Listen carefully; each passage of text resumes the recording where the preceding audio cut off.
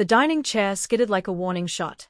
My 10-year-old daughter, Lila, tipped sideways and struck the floor without drama, without noise, just the soft thump of a small body meeting unforgiving oak. My father's hand remained raised, fingers still spread from the open-palmed slap that had sent her there. The dining room, silver candelabras, pressed linen, 3 generations of inherited china, stopped breathing. "That chair is reserved for legitimate grandchildren," he announced, voice carrying the weight of courtroom finality. "Both of you, out." I didn't scoop her up. I didn't scream. I met his eyes across 16 feet of polished mahogany and spoke 4 measured words. "Start collecting your belongings.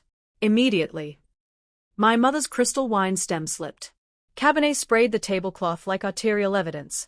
My father's face lost color, not from remorse, but from the faint, unfamiliar tremor of ground shifting beneath him.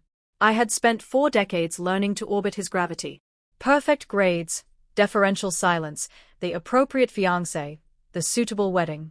When I ended that marriage, after the charm eroded into control, my parents labeled it failure. When I adopted Lila 3 years later, they called it generous but peripheral. "She isn't really ours," my father once remarked over Sunday brunch, smiling as though diagnosing a minor flaw. I let the sentence pass like I let everything pass. Letting things pass had cost me everything that mattered. The warnings arrived in increments.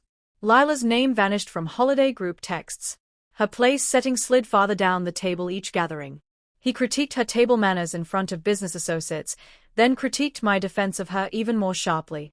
I observed. I documented. I waited. The decisive fracture appeared in a misdirected email from my mother to her book club chair.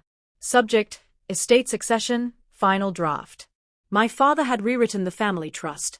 Direct descendants by blood only. Adopted children reclassified as discretionary objects of benevolence, stripped of automatic succession rights, voting power, or presumption of inclusion. In his attached memorandum he described Lila as a compassionate but non-permanent addition. Non-permanent. I didn't confront. Confrontation would have been charity. I prepared. I retained an estates litigator who specialized in contested fiduciary instruments, then a forensic accountant who mapped asset flows. I learned which investment accounts required co-signature authority, which real estate parcels carried undisclosed lines of credit, which board seats were prestige positions concealing personal leverage. I captured conversations, not entrapment, merely unguarded clarity when he believed his throne was unassailable. I submitted Curte's inquiries to the private foundation he chaired, phrased like a concerned daughter seeking transparency. I allowed his own language to become the exhibit. Easter Sunday became the chosen date. When he struck Lila, he wasn't disciplining a child. He was eliminating a perceived contaminant to the lineage he had spent a lifetime curating. After I instructed him to pack, he gave a short, disbelieving laugh. "This is my residence." I inclined my head once. Title vested in me 90 days ago. Quiet conveyance. Estate tax optimization strategy, your own recommendation in the 2022 board minutes. His smile flickered out. I lifted my phone and tapped play. His voice filled the room, measured, dismissive, captured 2 months earlier on a speakerphone call he assumed private. "We must maintain clear succession. No fractional claims. The child is philanthropy, not heritage. Minimize exposure." My mother's murmured concurrence followed like a notary stamp. My mother collapsed into her seat. My older brother stared at the tablecloth as though it had rewritten history. The front door opened without a knock. Not officers, something far more terminal. The foundation board chair. The corporate trustee of the family trust. My attorney, carrying a slim black portfolio and the serene expression of someone who had already prevailed on parchment. My father attempted to speak. No one permitted it. First came the foundation board resolution, unanimous, effective immediately, his chairmanship terminated before the lamb was carved. Then the trust provisions activated by documented discriminatory intent, distributions suspended, fiduciary authority transferred to me as successor. Then the house itself, the property I had quietly acquired under his earlier tax diversification advice, now fully titled in my name.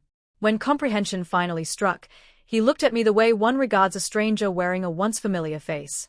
"Leave," I said again, softer this time. "For her." He reached toward my mother. She took one deliberate step backward, and the space between them suddenly felt continental. Later, after his taillights disappeared down the drive, I sat on the floor beside Lila. She touched the swelling on her cheek and asked, very quietly, if she had disappointed him. No, I answered. You revealed exactly who he has always been. She nodded, accepting the explanation the way children accept truth when it arrives unadorned. I didn't triumph by volume. I didn't triumph by vengeance. I triumphed by accuracy, by repositioning pieces while he still believed the chessboard belonged to him alone. Some people confuse retribution with justice. They aren't the same. Justice is simply removing the hand that dares to strike your child and expecting to retain its scepter. He taught me how dominance is maintained. I taught him how completely it can be withdrawn, methodically, legally, irrevocably. When the door closed behind him that night, I felt no surge of victory. Only the calm certainty of gravity lining at last beneath the person who had borne its weight from the beginning.